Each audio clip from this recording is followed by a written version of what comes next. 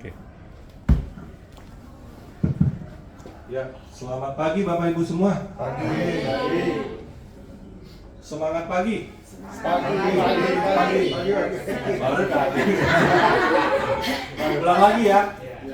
Semangat pagi. Pagi, luar biasa, tetap semangat. Salam sehat. Sehat Indonesia. Sehat Indonesia. Syukur.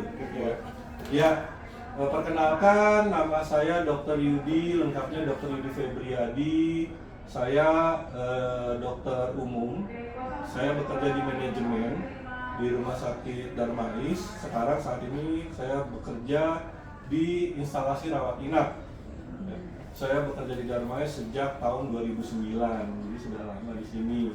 Sudah ya muter-muter lah pelayanan di seluruh Rumah Sakit Kanker Darmais. Ya, pagi ini saya akan membawakan materi tentang pola hidup sehat mencegah kanker. Ya. Oke. Sini.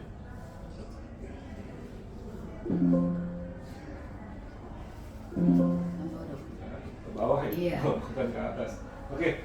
Pola hidup sehat yaitu suatu perencanaan yang dilakukan untuk mencapai kualitas hidup yang sehat dan terhindar dari segala jenis penyakit. Nah, apa saja sih upaya yang dilakukan? Ya tentunya kita harus melakukan gaya hidup sehat, ya. Segala upaya terutama membiasakan hidup dengan perilaku bersih dan sehat serta menjaga lingkungannya untuk menerapkan kebiasaan yang baik dalam menciptakan hidup yang sehat. Ketiga, menghindarkan kebiasaan buruk yang dapat mengganggu kesehatan. Nah, langkah-langkahnya: nomor 1, pola pikir sehat. Nomor 2, aktivitas sehat. Nomor 3, pola makan sehat. Nomor 3 kan? Udah. Nah, pola pikir sehat itu apa saja? Ya. Selalu berpikir positif dalam menjalani hidup. Bila ada masalah, jangan mudah terbawa emosi yang mengakibatkan diri menjadi stres. Misalnya, wah, utangnya banyak, stres, nggak ada kayak gitu. Ya, udah bersyukur, utangnya banyak. Ya, bagaimana caranya supaya kita berusaha untuk tidak terjebak utang lagi, nggak berhemat, menabung, positifnya gitu. Untung utangnya baru segitu. Ada orang yang utangnya miliaran gitu. Jadi kalau kita punya masalah, berkumpulan dengan orang yang punya masalah lebih gede gitu. Supaya berpikir positif seperti itu. Nah, misalnya kita kena sakit ya. Nah, salah satu misalnya sakit kanker. Nah, jangan, wah saya sendiri sakit kanker, ini pasti jadi masalah nih. Saya masih punya anak saya masih kecil, masih butuh biaya. Nah, kalau sendirian aja dipikirin, itu jadinya tidak baik. Berobatlah, ya. Berobatlah, ketemu orang-orang yang sakit juga, kena sakit kanker. Syukur-syukur kita contoh ke Darmais ya. Saya punya keluarga juga yang kena kanker ya, berobat ke sini malah justru melihat, oh ada yang udah berobatnya 2 tahun, ada yang sudah survive 5 tahun. Jadi positif, oh di Darmais ternyata banyak yang sembuh ya dari kanker seperti itu. Jadi datanglah ke tempat yang ada masalah yang sama gitu loh. Nah, di situ kita akan melihat sisi positifnya dari masalah yang yang kita dapatkan seperti itu. Kemudian selalu bersyukur kepada Tuhan. Nah, dan tidak ada sehat tanpa kesehatan jiwa. Nah, ini penting banget ya. Kena kanker, bersyukur. Misalnya seperti itu. Memang. Bersyukur apa? Oh, kanker itu masih bisa diobatin. Begitu.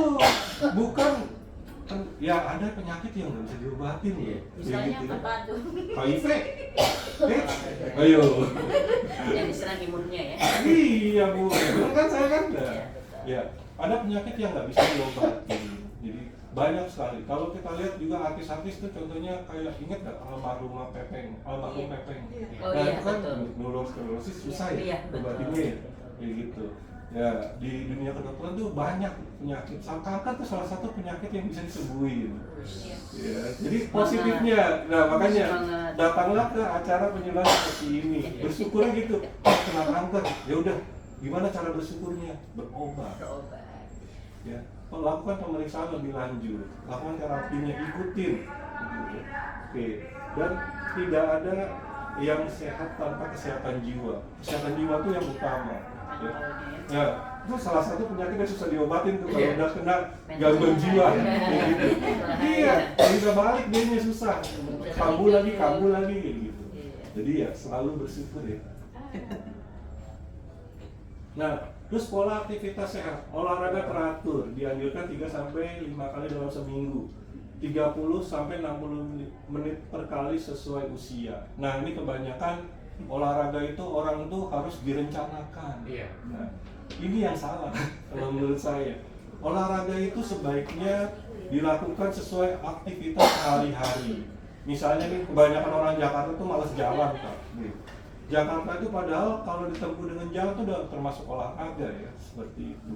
Saya sendiri tadinya ke Darmais bekerja itu bawa mobil, macet. Tapi sekarang saya naik kereta, jadi karena apa? Saya ingin lebih sehat lagi olahraga, gitu. Seperti itu. Jalanlah 30 menit sehari seperti itu. Nggak perlu yang wah kita harus ke gym, biar badannya kayak Adera. Ya, seperti itu. Jadi ya cukup jalan ya sesuai aktivitas sehari-hari saja. Terus berobat di Darmais kan luas ya. Ini tuh jalan-jalan aja muter-muter gitu. Kalau perlu yang udah berobat di sini udah tahu jalannya ke sana. Oh ya saya mau pakai rute yang lebih jauh lah, muter gitu. Seperti itu. Ya. Terus yang paling penting juga jangan lupa berjemur. Nah, kebanyakan orang-orang zaman sekarang tuh lupa berjemur. Berjemur tuh 10 menit aja udah cukup sehari. Iya, waktu corona disuruh berjemur kan? Sama. Nah, berjemur itu penting ya karena apa? Makanya olahraga kalau bisa pagi-pagi jalan kaki gitu ya jam 8 sampai jam 9, hari Sabtu Minggu pas libur. Jalan aja 10 menit, 20 menit, ya 1 kilo 500 meter seperti itu. Nah, itu akan membuat tubuh lebih sehat. Jangan olahraga yang seperti atlet, kita nggak perlu jadi atlet seperti itu prestasi ya, dia olahraganya buat kesehatan. Orang kena kanker olahraga nggak? Olahraga tetap ya. Jadi jangan wah saya mau kena kanker, saya mau udah inilah pasrah aja gitu. Enggak, olahraga jalan kaki olahraganya gitu. Ya kalau misalnya paling bagus juga orang diabetes ya, saya tahu itu ada teknik penyembuhannya diabetes bisa sembuh kalau misalnya olahraga. Olahraganya apa? Ya udah push up, angkat barbel supaya gulanya itu terpakai sama ototnya. Seperti itu. Jadi ya lakukan olahraga, tapi jangan dipaksakan. Ya.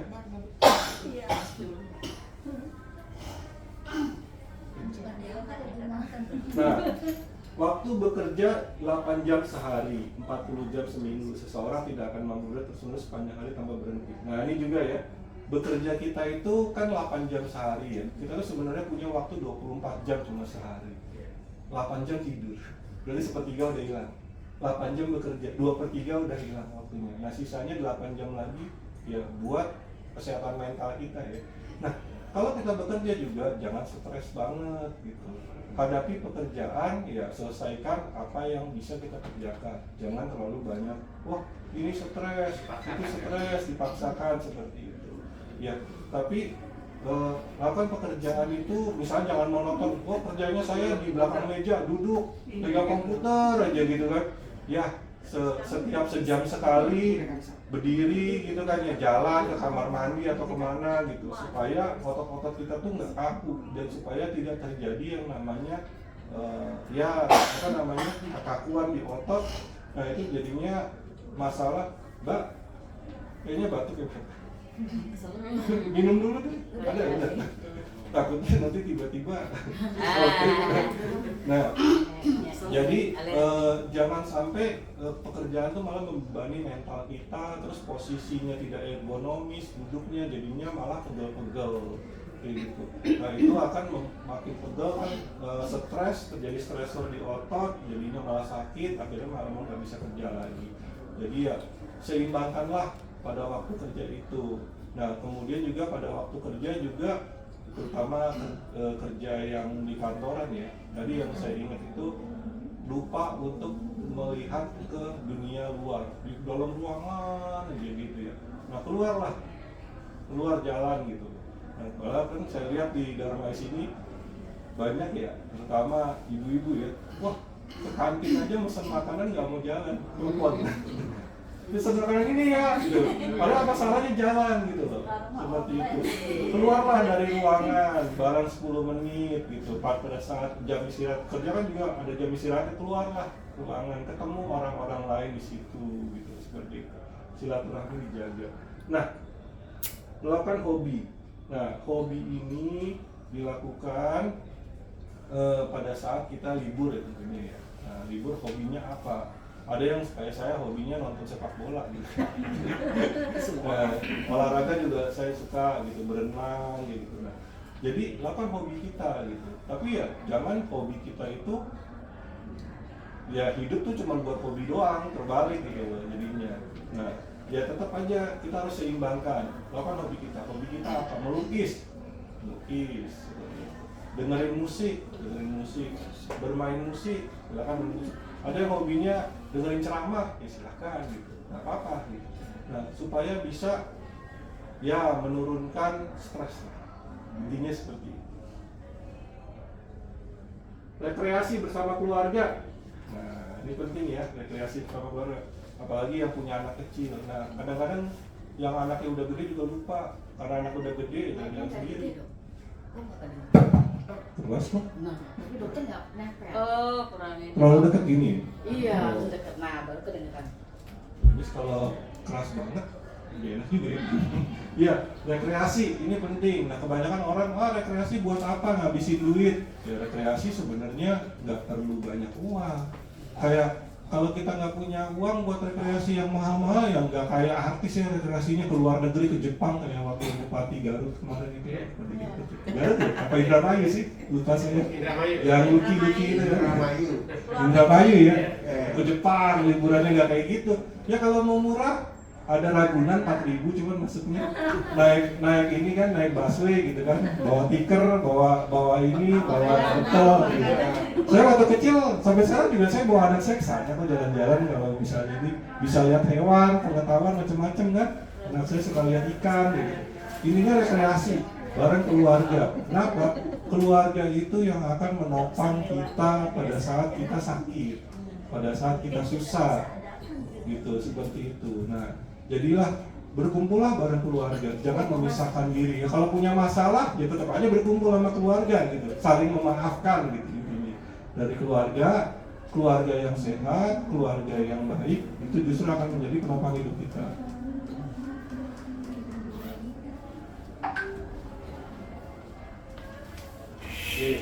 Tidur cukup. Nah, ini sangat penting sekali. Saya waktu lebaran kemarin bandel. Ini saya pribadi ya, begadang. Habis lebaran cuti bersama begadang. Saya nonton TV karena saya rebutan TV sama anak saya kan. Nah, kalau anak saya belum tidur, saya belum bisa nonton TV. Nonton saya, akhirnya apa? Pusing kepala saya, vertigo. Nah, salah satu penyebab stres itu adalah begadang, kurang tidur. Bapak Ibu semua, tidur itu penting. Karena otak kita itu nggak mungkin siaga dalam waktu 24 jam full. Harus istirahat minimal 6 jam per hari. Ya. Banyak kecelakaan kendaraan bermotor, supir ngantuk. Ya. Itu memang ada fatigue yang disebabkan bukan karena otaknya capek, tapi otaknya yang capek. Seperti itu. Ya. Jadi, dan ini pengalaman saya ya. Kebanyakan pasien kanker itu dulunya suka begadang. Ya, ada yang lah gitu. Kerja hektik, kerja keras, suka begadang gitu. Akhirnya kanker. Maaf dok, yang pintunya ini dok. Sorry. Ya, jadi hati-hati dengan begadang. Roma Irawan juga bilang begadang jangan begadang. Ya. Terus kemudian pasien-pasien yang kena penyakit sistemik ya, kayak diabetes gitu. beberapa juga kebanyakan suka begadang. Akibatnya begadang malam-malam makan, lapar kan? Oh, gula darahnya tinggi terus. Jadinya, padahal makan itu cukup 2 kali sehari. Nah, supaya apa? Gula darahnya sempat turun. Ya. Jadi jangan keseringan makan 2 kali sehari, jangan juga kelebihan makan, jangan juga kekurangan makan. Ya, seperti itu. Nah, supaya gula darah itu harus turun. Jadi nggak boleh tinggi terus. Jadi orang diabetes itu ya suka begadang, akibatnya ngemil, makan terus pas malam gula darahnya tinggi. Terus kelelahan ya tadi ada ya. Nah, makanya harus istirahat. Terus lakukan aktivitas sesuai minat dan kemampuan. Ya kita bersyukur ya negara kita kan aman, tentram, sejahtera ya. Jadi ya tidurnya nyenyak-nyenyak aja gitu. Jadi kalau ada maling gak ketawa gitu. Makanya dikunci dulu gitu. Kebutuhan tidur sesuai usia nih. Tidur agak lama dibahasnya ya. Tetap aja ya 6 jam minimal sehari. Itu nggak boleh putus ya 6 jam ya. Jadi kalau kebangun tidur lagi kayak gitu. Jangan, ini maaf ya bukannya saya gimana-gimana ya, suka ada yang tahajud malam kan. Nah, itu kurang 6 jam terus dia bangun tahajud sampai pagi bangun, ya seperti itu. Kalau menurut saya lebih baik ya 6 jam full gitu. Misalnya mau tahajud jam berapa? Jam 3 misalnya. Jam 3. Ya berarti tidurnya lebih awal, jam 8 atau jam 9 malam. Bangun jam 3 tahajud, nanti tidur lagi boleh sampai jam 5. Jadi 6 jam ya minimal ya. Seperti itu. Ya, kalau enggak nanti tubuh kita tuh akan memproduksi hormon-hormon stres, hormon-hormon stres yang mengakibatkan sel-sel kita itu jadi bermutasi. Nah, akan mempertahankan diri akhirnya bermutasi. Muncullah sel kanker. Makan sehat, gizi seimbang. Nah, sekarang ini eranya makan sehat, gizi seimbang. Nah, sel kanker paling senang dengan gula. Duh, jawabannya jelas. Jadi kurangin makan yang manis kayak gitu.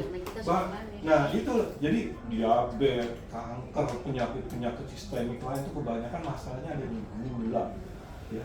Nah makanya sini seimbang ya, yang paling penting. Di sini yang paling dibutuhkan banyak itu sebenarnya kalau sekarang eranya ya itu di sini protein.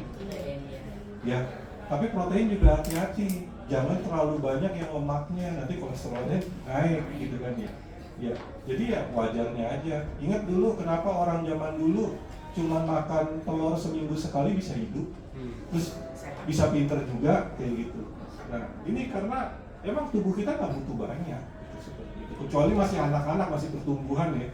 Kalau masih pertumbuhan tuh, pertumbuhan kita tuh sampai di umur 18 lah, 18-20. Nah itu baru sangat butuh protein sangat tinggi. Tapi kalau udah di atas itu, umur di atas itu sebaiknya ya kurangin aja semuanya. Yang penting kenyang, sayur lebih baik, gitu. Vitamin lebih baik, buah-buahan baik.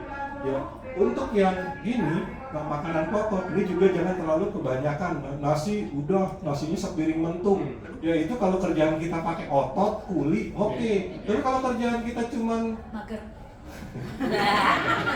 malas gerak, mager, tidur, apalagi yang kerjaannya kayak saya gitu ya, cuma di depan komputer gitu. Buat apa nasinya banyak-banyak kayak gitu? Jangan terlalu banyak nasinya, ya. Jadi ya secukupnya aja. Kalau kata Nabi ya, berhentilah makan sebelum kenyang. Makan cukup 2 kali sehari udah cukup, nggak perlu banyak-banyak. Yang paling penting apa? Air putih. Banyakin minum air putih ya. Ya kalau kurang air kita langsung dehidrasi kayak gitu.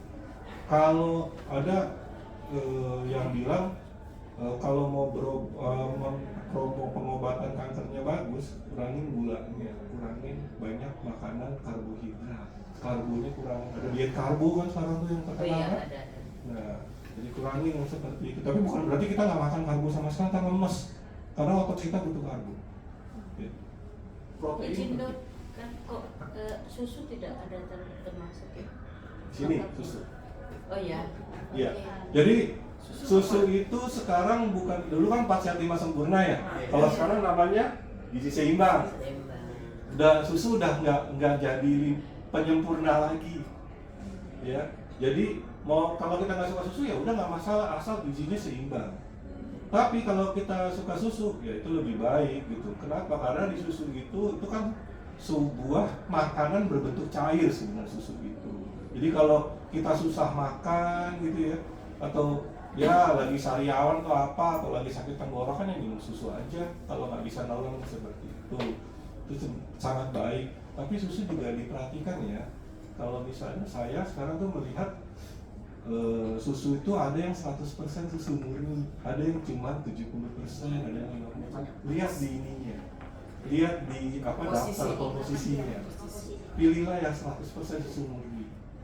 Mereknya apa? Oh, lihat sendiri aja. Jadi promosi lagi ya. Saya soal dulu pernah jadi Perbandingan dengan susu kacang kedelai gimana? Iya. nggak apa-apa, sama aja. Sama aja. Iya, cuman bedanya kalau kacang kedelai dia proteinnya nabati, gitu. Dan tidak ada lemak ininya, tidak ada lemak lemak hewaninya seperti itu. Jadi ada orang yang alergi laktosa susu sapi bisa pakai susu kedelai seperti itu. Saya dengar gaul di Asia, bahkan di Rusia sama Cina, itu kenapa susunya banyak kan anak-anak yang nggak cocok sama susu hewan diganti kelapa. Air kelapa. Santan. Oh iya. Saya baru dengar baru-baru ini. Jadi mereka sebagai gantinya pakai santan.